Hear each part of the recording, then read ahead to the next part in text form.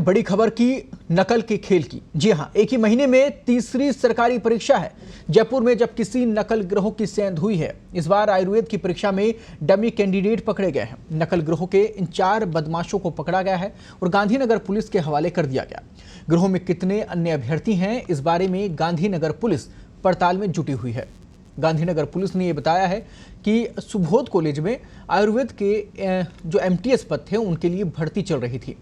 परीक्षा से पहले ही आयुर्वेद विभाग के अफसरों और परीक्षा आयोजित करवा रहे कॉलेज के अफसरों ने वीडियोग्राफी करवाई थी। लाउड स्पीकर की मदद से परीक्षा से ठीक पहले नकल नहीं करने और किसी भी तरह की परेशानी खड़ी नहीं करने की चेतावनी भी दी गई थी।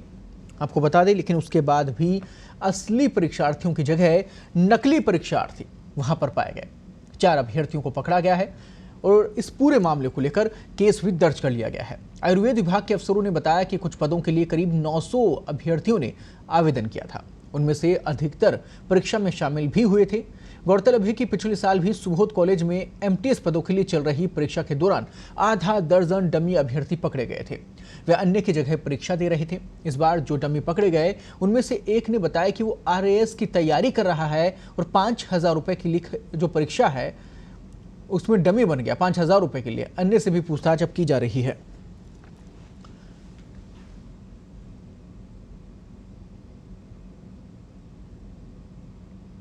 आपको बता दें कि नकल गैंग पकड़ी गई है, डमी अभ्यर्थी पकड़े गए हैं।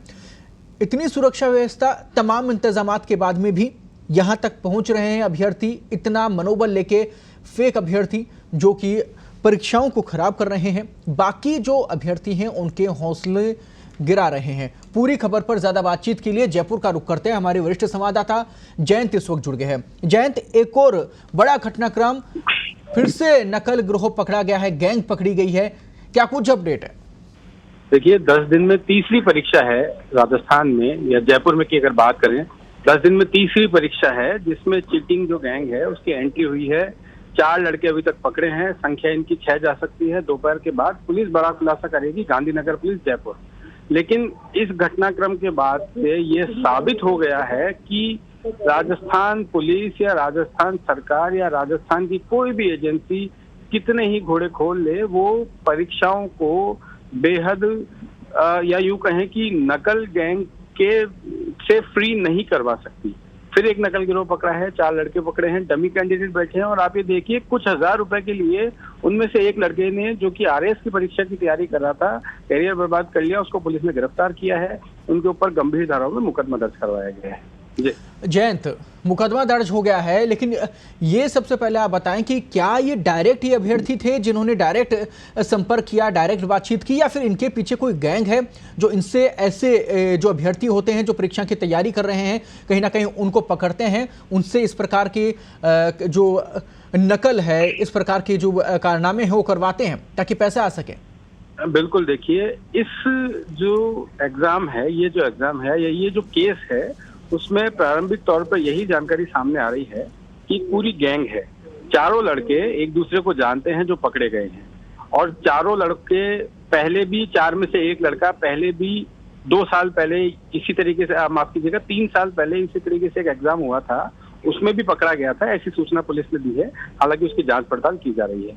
लेकिन 4 लड़के हैं, चारों एक दूसरे को जानते हैं और चारों को ये कहा गया था कि तुमको पैसे भेज दिए जाएंगे, पैसे दे दिए जाएंगे, तुम उक्त अभ्यर्थी की जगह डमी कैंडिडेट बनकर तुमको जाना है। आप ये देखिए कि ये लोग इतने निडर हैं कि एग्जाम होने से पहले, सेंटर पे पहुंचने के से ठीक पहले, जो सेंटर के जो संचालक थे उन्होंने लाउड स्पीकर से ये अनाउंस करवाया था कि किसी भी तरीके की नकल गैंग या किसी भी तरीके की चीटिंग अगर एग्जाम में करते हुए पकड़े गए तो उसके गंभीर परिणाम भुगतने होंगे। उसके बाद वीडियोग्राफी कराई गई तमाम कैंडिडेट्स की जिन्होंने एंट्री ली एग्जाम हॉल में, परीक्षा सेंटर में जिन्होंने एंट्री ली। उसके बावजूद भी इन दोनों से वो लोग पास होके तीसरे स्टेप में कमरों में बैठ गए, जहाँ एग्जाम दिए गए वहां कमरों में बैठ गए, वहां जाकर उनको पकड़ा गया। 4 डमी कैंडिडेट हैं, फिलहाल वो पकड़े गए हैं। 2 और हैं, उनको भी लगभग पकड़ लिया गया है और पूरे घटनाक्रम का खुलासा गांधीनगर पुलिस दोपहर बाद। जयंत, बहुत से दर्शक टीवी देख रहे हैं, बहुत से युवा और ऐसे अभ्यर्थी भी टीवी देख रहे होंगे जो किसी न किसी परीक्षा की तैयारी कर रहे हैं। जैसा कि आपने बताया कि एक 5,000 रुपए के लिए एक आरएस की तैयारी कर रहा अभ्यर्थी इसमें लिप्त हो गया।